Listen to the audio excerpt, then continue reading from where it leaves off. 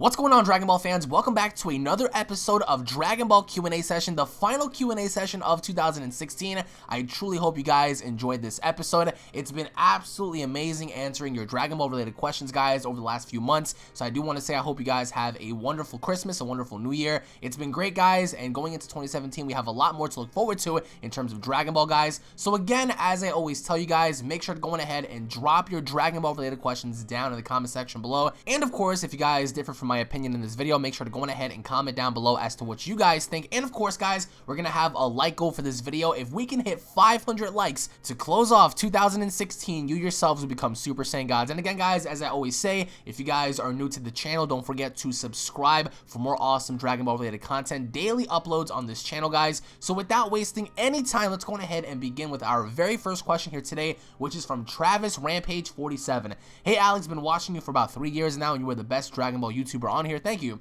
You've helped me when my cousin passed away. Oh man, I'm sorry to hear that.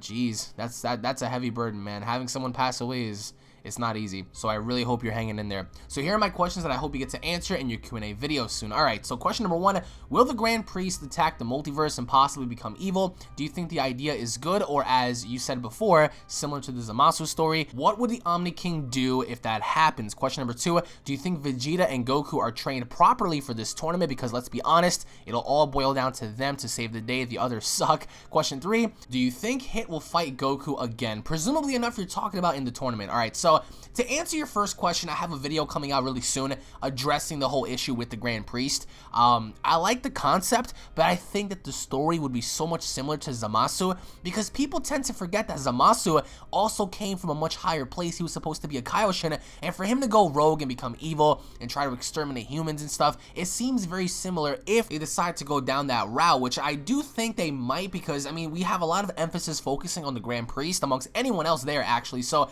I do think that if anything, if the Grand Priest were evil, that is going to be a huge twist, because he is one of the strongest fighters ever amongst everyone else there. And your response to that is, will the Omni King do anything if that were to happen? Well, the question is, it's like, why would he even decide to go against the grain anyway? Like, what would be his motive? If his motive is the same as Zamasu's, it's going to be a copy and paste. It's going to be a complete ripoff. However, having the Grand Priest turn against everyone else, and even possibly turning against his own children, Whis and Vados, would be amazing. However, there has to be a strong motive as to why he's doing the things that he wants to do. I think that if he wants the throne of Zeno, it's very similar to Zamasu, because Zamasu wanted to be the overruling figure in the entire multiverse. He wanted to, you know, embark and create his own paradise and stuff. So if the Grand Priest were evil and they decided to play off that fact that he wants Zeno's throne and he wants to be #1, it'll be very similar to Zamasu's story, don't you think? So I think either way, with 2 Omni Kings being there, that right there just raises a lot of concern for the Grand Priest, because if he were to become evil, how in the world is he supposed to fight 1 Zeno, let alone 2? You know what I'm saying? I think the entire multiverse would look upon the Grand Priest like, holy shit, like, that'd be awesome to see everyone try to gang up on him and take him down, because the Grand Priest would be that strong.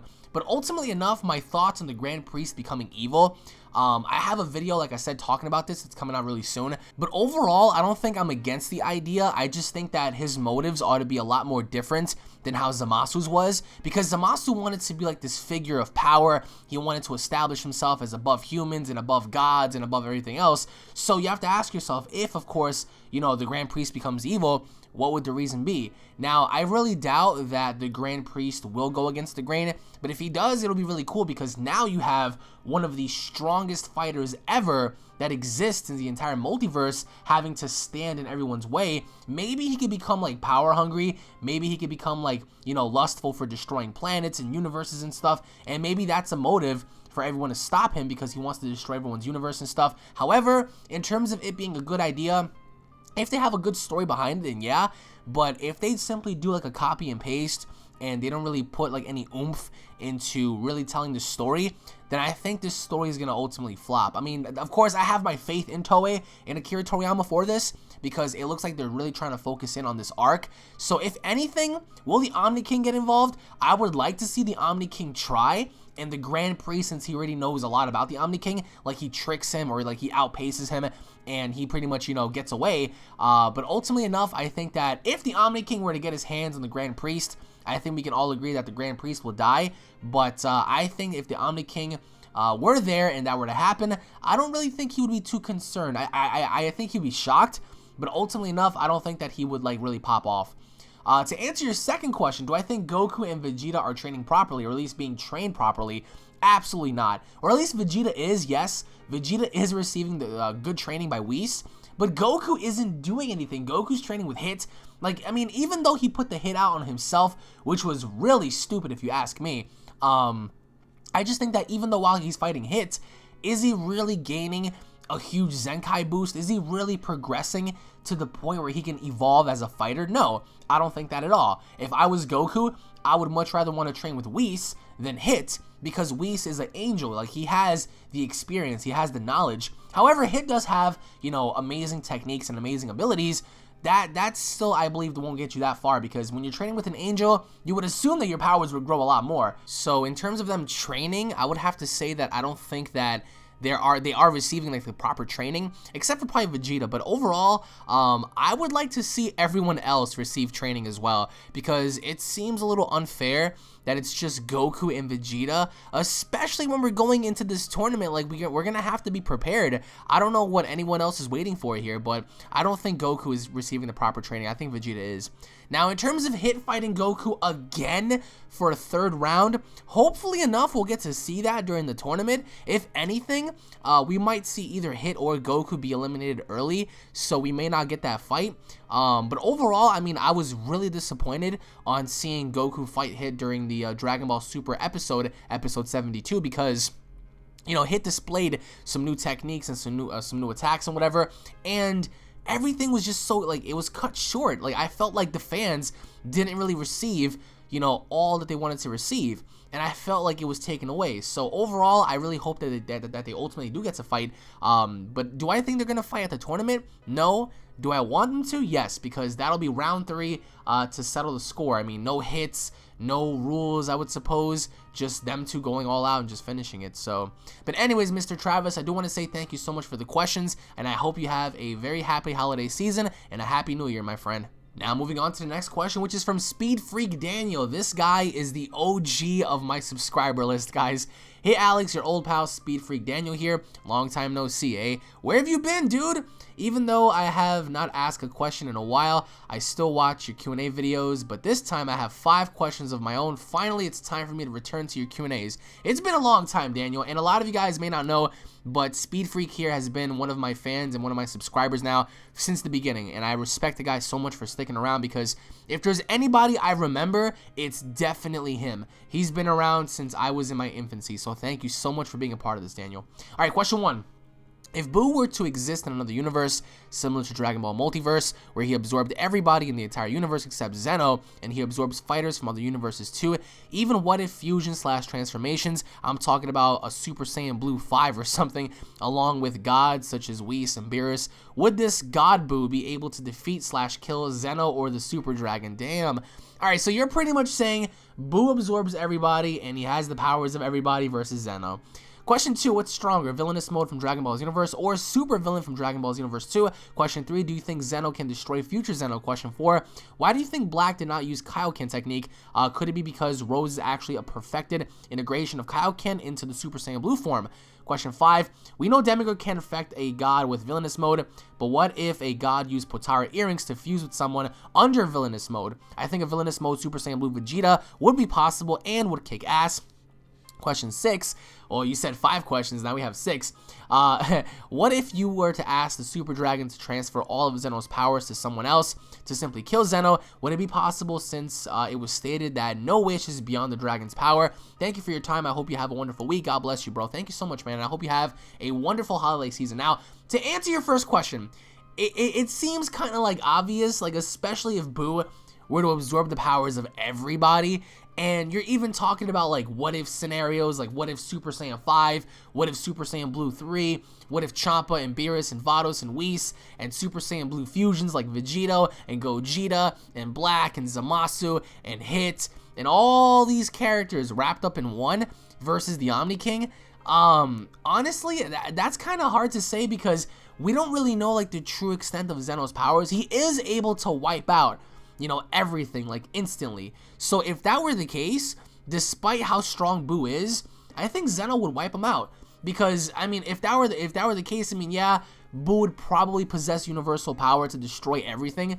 But, I don't know, that's really hard to say. I mean, there's a part of me that wants to say, this, you know, this godly Boo would be able to kill Zeno, but we don't really know if Zeno's able to die. So if he's unable to die, then yeah, Zeno wins. But, I mean, since you're putting it like that, having to combine battle power, yeah, in terms of battle power, I think that Boo would be far beyond the Omni King. I mean, we're talking about like universal, multiversal power from everybody. But if I had to give you a straight answer, there's a part of me that said Zeno, but there's another part of me that says Boo, just because like you're talking about like fusions and transformations and what ifs. So if I had to give you like my straight up answer, I would probably say Boo, because you're talking about like him absorbing everybody and everything. So with that kind of power, you can only assume that he would have trillions of people inside of his body with trillions of different power, you know, power levels and techniques and stuff. So yeah, I'm gonna have to go with Boo on this one.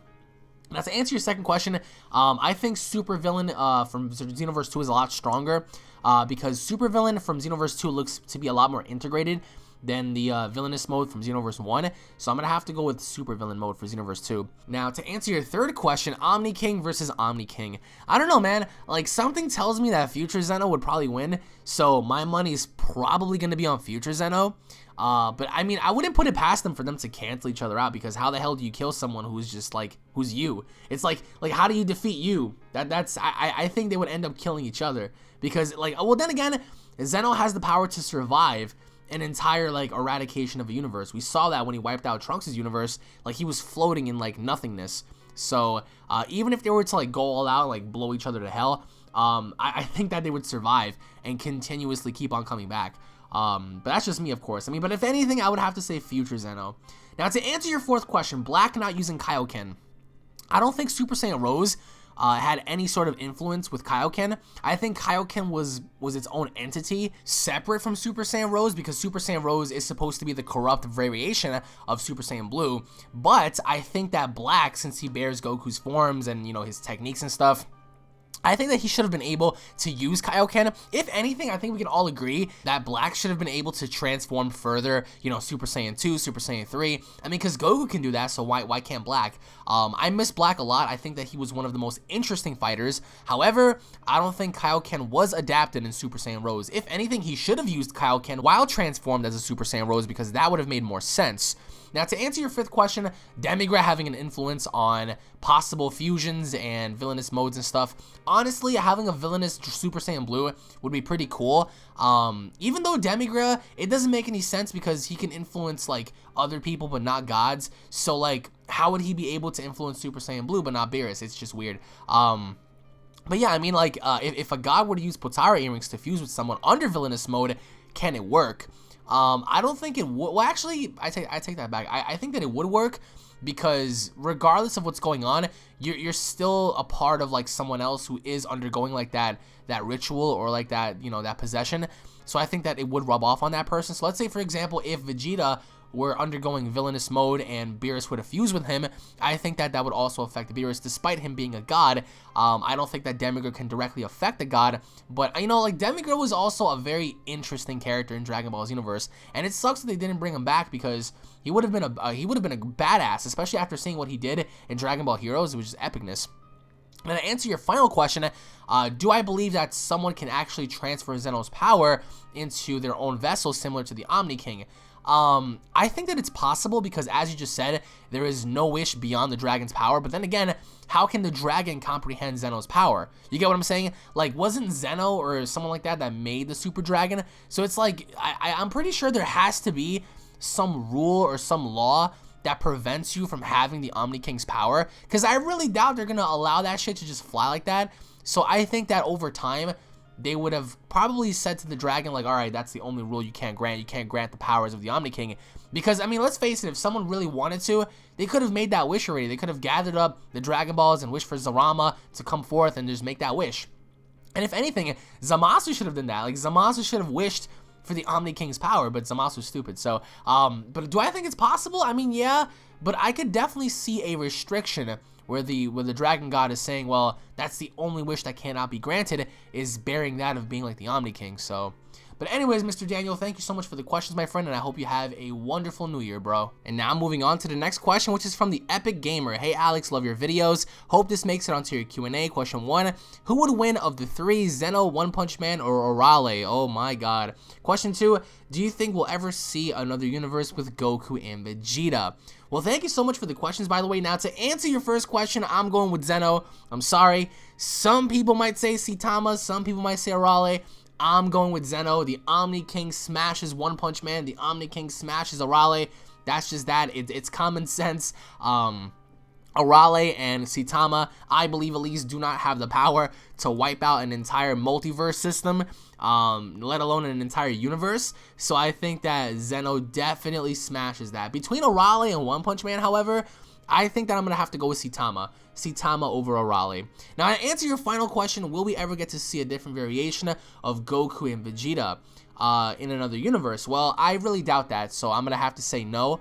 I don't think that, well, I don't think that it's in the realm of impossibility. I think that, you know, if Akira Toriyama, if Toei wanted, they can easily adapt and create some sort of like BS story to where, oh man, look, Goku and Vegeta exist in this universe or in this parallel timeline.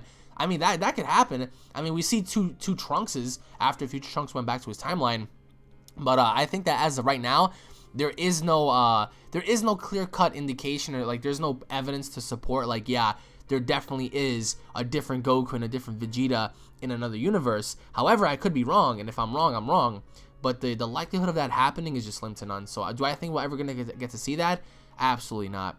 But anyways, Mr. Epic Gamer, thank you so much for the questions, and I hope you have a wonderful new year, bro. Now moving on to the next question, which is from Cornelius. Hey, Alex, I have a few questions. Hopefully you can get around by answering them. Question number 1, do you believe that there is a chance that one of the other universes that haven't been explored yet could be the Dragon Ball GT universe where an actual Super Saiyan 4 exists?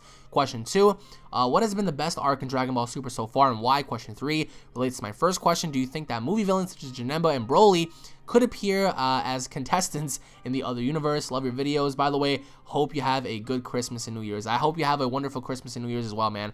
Well, to answer your first question, everyone wants to talk about GT being in a different universe, GT being, you know, like in a parallel dimension. Is it possible? Yes. Is it bound to happen? No. Is there any evidence to support that? No. Would it be cool? Yeah. I mean, who doesn't want to see Super Saiyan 4 versus Super Saiyan Blue? That would be sick as shit. But I think the likelihood of that happening is 0 to none. Like, just like zip notch nada. It's not happening. I would love to see the concept behind these two clash, but could there be a universe out there where the entire GT timeline exists? It's possible. I mean, I'm not the creator or writer, but do I think that it'll make sense? I don't think so. So I would have to say no. To answer your second question, I've said this a dozen times. My favorite arc was the Goku Black arc. That story was very captivating. It was very dramatic. It was suspenseful. It was action-packed. It was filled with desperation. We had nostalgia moments. I would have to say that arc specifically stood out to me, and I don't think that this universe survival arc is going to top that, because I think that this particular arc definitely solidified all of our questions, and you know, it gave us a lot to look forward to in the future, and plus it gave us 2 really badass villains, and it sucks that they're gone, but I don't think that going forward anything is going to be as suspenseful or as dynamic as this. So as of right now, I'm going to have to say the Goku Black arc. And to answer your third question, Broly and Janemba, not happening at all. Akira Toriyama in an interview a very long time ago talked about how those movie characters are from a different like dimension. Like those movies, those characters come from a parallel dimension, like a different timeline. So that's never gonna happen ever. And I'm sorry to break your heart, man. I mean, would it be cool? Yeah, but I mean those two would get eradicated so fast, so it wouldn't even be a fight. But anyways, Mr. Cornelius, thank you so much for the questions, and I hope you have a wonderful day. And once again, everybody, I wanted to say thank you guys so much for watching. I truly hope you guys have a wonderful New Year's coming up. I have a bunch of stuff that I have to do today. I have to do food shopping, whatever. So I truly hope you guys have a wonderful and blessed holiday season. I hope you guys have enjoyed my content over the year and over the years for those of you who've been here for such a long ass time. Again, guys, God bless you all. I hope you guys stay safe, stay humble, and just have yourselves a good time on New Year's, everyone. If you guys are new to the channel, don't forget to subscribe for tons of awesome daily content. I hope you guys enjoyed. If you guys did, make sure to leave a like down below, and I'll be seeing each and every single one of you guys in 2017. Take it easy, guys, and God bless. Peace.